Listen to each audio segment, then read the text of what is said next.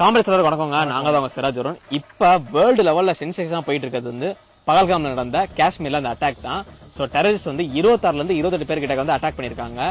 இது எவ்வளவு வந்து ஒரு கசப்பான ஒரு விஷயம் தெரியுமா? ஏன்னா நாங்க 2 பேரும் காஷ்மீர்ல இருந்திருக்கோம்.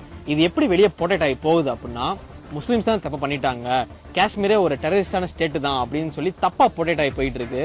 ஏன்னா 3 மாசம் தங்கி இருக்கோம், டென்ட் போட்டு வாழ்ந்திருக்கோம், நிறைய பேர் நம்மளை சப்போர்ட் பண்ணிருக்காங்க. எல்லாமே வந்து பார்க்கும்போது எங்களை ரொம்ப பாதிக்குது. அங்க இருக்க மக்கள் மேஜர்லி டூரிசத்தை நம்பிதான் இருக்காங்க. சோ அவங்கள போய் இந்த தப்பு பண்ணிருப்பாங்க. இதுக்கு நடுவுல ஏதோ ஒரு கேம் இருக்குங்க.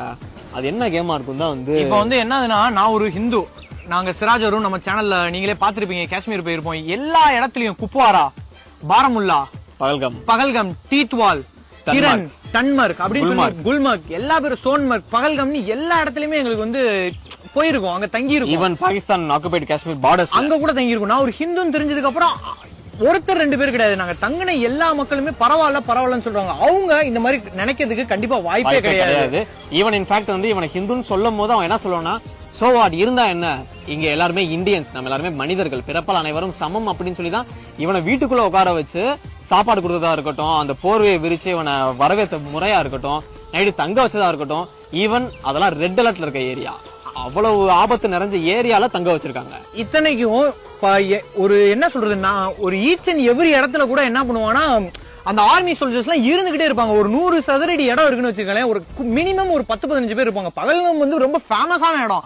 அந்த இடத்துல இந்த தாக்குதல் நடந்துட்டு என்னால நம்பவே முடியல. ஏன்னா அங்க இருந்திருக்கோம். பகல்கம்லாம் ஷூட்டிங் பண்ணும்போது எல்லா இடத்துலயுமே ஆளுங்க இருக்காங்க, செக் பண்ணிக்கிட்டே தான் இருக்காங்க. ஈவன் வந்து ஸ்ரீநகர்ல கிரிக்கெட் விளையாடும் போது, காலையில கிரிக்கெட் விளையாடுவோம் எப்பயுமே, அப்ப விளையாடும் போது கிட்டத்தட்ட ஒரு 10 ஆர்மி ஆபீசர் வந்து எங்களை பார்த்து கேட்டுட்டே இருப்பாங்க, என்ன விளையாடுறீங்க, ஓகே விளையாடுங்க அப்படின்னு சொல்லி, நீங்க டிராவலர்ஸ் ஓகே சேஃபா விளையாடுங்க அப்படின்னு சொல்லி எங்களுக்கு என் கூட நின்று பாத்துட்டு போவாங்க. அப்புறம் அதே மாதிரி இன்னொரு இடத்துல வாட்டர் கிராம் அப்படின்ற இடத்துல நாங்க டென்ட் போட்டுருந்தோம். ஒருத்தவங்களோட பர்மிஷன் கேட்டு டென்ட் போட்டுருந்தோம். பகல்ல பார்த்தா எங்களை சுத்தி ஃபுல்லா ஆர்மிக்காரங்களாம் நின்றாங்க. ஏன்னா இவ்வளவு ஆர்மிக்காரங்க நிக்கிறாங்கன்னு சொல்லும் போது அங்க ஒரு சப்ஸ்கிரைபர் இருந்தாரு, எங்களோட சப்ஸ்கிரைபர், வீடியோ பாக்குறவங்க. ஹலோ சிராஜ் வருண், உங்க வீடியோஸ் நான் பாத்திருக்கேன், நேத்து வந்து இங்க ஒரு ப்ராப்ளம் ஆயிருச்சு, ஆனா நீங்க டென்ட் போட்டிருந்தீங்க, உங்களுக்கு சேஃப்டிக்காக நாங்க வெளியே நிக்கிறோம் அப்படின்னு சொல்லி நீங்க ஹோல் நைட் அவங்க இருந்தாங்க எங்களுக்காக. சோ இந்த மாதிரி சுச்சுவேஷன் அங்க இருக்கும்போது, பொதுவா வந்து வேற ஊர்ல ஒரு ஏதோ ஒரு தப்பு நடந்துச்சு, டெரரிஸ்ட் வந்து டூரிஸ்ட வந்து கொண்டுட்டாருன்னு, இங்க மட்டும் தான் ஹிந்துவை கொண்டுட்டாங்கன்னு சொல்றாங்க. இப்ப வந்து தப்பு பாகிஸ்தான் பண்ணிருக்காங்க, ஒரு அமைப்பு அதை ஒத்துக்கிட்டாங்க, நாங்க தான் பண்ணோம் அப்படின்னு. அது மிகப்பெரிய தப்பு. அதுக்கு நம்ம ஏதோ ஒண்ணு இந்தியன் கவர்மெண்ட் ஆக்ஷன் எடுத்து ஆகணும். ஆனா இந்த சோசியல் மீடியாவை இன்ஃபுளுசர் என்ன பண்றாங்கன்னா, ஹிந்துவை கொண்டுட்டாங்க, அதுதான் இங்க தப்பு. தயவு செய்து அதை எல்லாரும் மறந்துருங்க. நம்ம வீடியோ பார்த்து எல்லாத்துக்குமே ஷேர் பண்ணுங்க. அது தப்பு, நடந்தது தப்பு தான். ஆனா இதுக்குள்ள பேக்கெண்ட்ல நிறைய இருக்கும். ஹிந்துன்னு போர்ட்ரேட் பண்றாங்க. இதுக்கு முன்னாடி தான் வந்து வக்ஃப் போர்டு சட்டத்தோட பிரச்சனை போய்கிட்டு இருந்துச்சு, வெஸ்ட் பெங்கால்ல போகுது. 2 வருஷமா எந்த பிரச்சனையும் நடக்காத காஷ்மீர்ல திடீர்னு எதுக்கு இந்த பிரச்சனை வந்துச்சு? இதையும் நம்ம யோசிக்கணும். அதே பக்கம் ஒரு அமைப்பு